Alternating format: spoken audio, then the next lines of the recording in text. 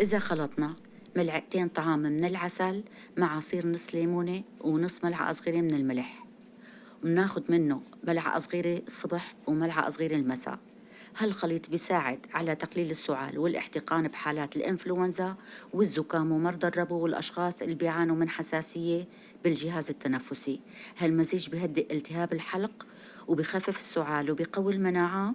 العسل بيساعد على مكافحة الميكروبات وإزالة البلغم وتقليل تراكمه بالشعب الهوائية. أما الملح فبيزيد من قدرة الخليط على تطهير الحلق. هذا الخليط ما بصير نعطيه للأطفال دون عمر السنة. أما الأطفال أكثر من عمر السنة فينا نعطيهم نص ملعقة صغيرة الصبح ونص ملعقة صغيرة المساء.